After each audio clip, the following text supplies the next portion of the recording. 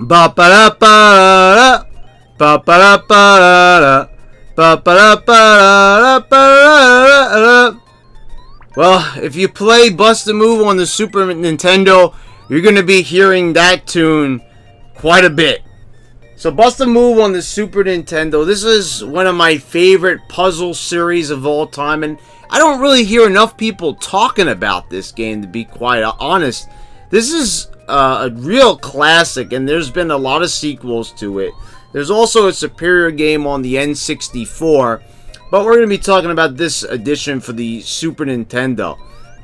Definitely a different type of puzzle game. This one sees you matching colored bubbles, while using characters from Puzzle Bobble, a classic NES title.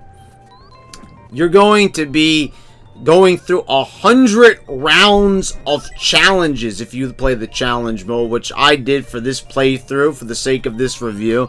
And boy, oh boy, does it get challenging as you go. Now, you can do the versus mode, which, you could play against a second player, you could play against a computer, but I think for most people like myself, who just enjoy single-player experiences, you're going to go right for the challenge mode. And, you're going to be entering in passwords 1,000 times as you fail, and fail. And I kind of don't really understand this. You're not allowed to just continue in this game. Every single time that you fail, if you want to start right where you left off, like say you get up to round 90 and you lose a round, you have to put in the password every single time you lose. Definitely a flaw. I find this to be quite annoying. I understand if I shut the game off, but there's no continues.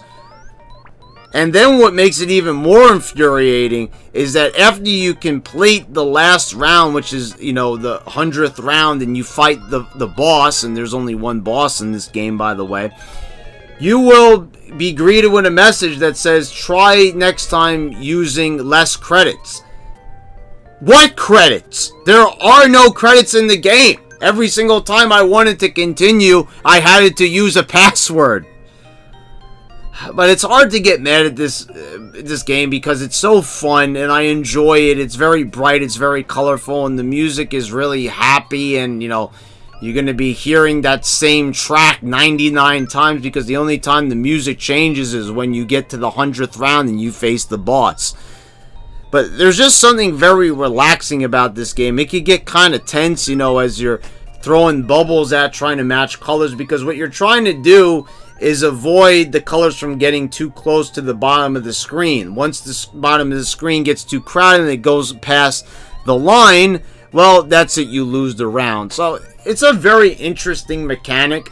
It's kind of like a reverse Dr. Mario or a reverse Tetris, where it's the other way around. If there's too many pieces that get to the top of the screen, you lose. So I like how they kind of just modified the mechanic and just kind of put things the other way around to make for a really entertaining experience. And it's really great to play this also as a two-player game. It's been many, many years since I'll be honest with you, the last time I played this game two players, my opponent was my mother. So, it's been a long time since I've ventured into the two-player realm, and I've actually never got to play this game with two players. I played the N64 game in two players. And I'll never forget also playing the game in the arcades as well. But this game looks great. I mean, it looks just about as good as the arcade. The arcade probably looks a bit more refined. Kind of hard to remember, but I'm sure it did versus 16-bit. Most of the time, the arcade games look, superior, kind of just by default because they were the arcade games. So if you're looking for a new arcade game and you've kind of played every single Tetris game there is under the sun and almost every single Tetris clone there is, how about trying a game that's not a Tetris clone? Because Bust a Move definitely isn't. It's its own type of game. And I haven't really seen too many others that really even try to copy it, which is a bit odd. It's a very popular title, and it was in a lot of arcades during the 90s. So, you should definitely give it a try. I love it. I think it's an excellent puzzle game that will keep you entertained for hours. And, You know, that's the thing why I kept them putting in the passwords. It's like you keep on losing. You want to keep on trying. You want to keep on trying. You try new strategies. And that's what it's all about. You're going to try different ways to pass each round. And that's the whole fun of it. So I hope you guys all enjoyed the review. Please subscribe. Check to see if you guys are still subscribed to this channel, because I've been hearing that people are not getting notifications. So you might be unsubscribed, or maybe the bell isn't clicked. So make sure you click that bell. Watch all my other videos. And thanks again, guys, for watching. Until next time.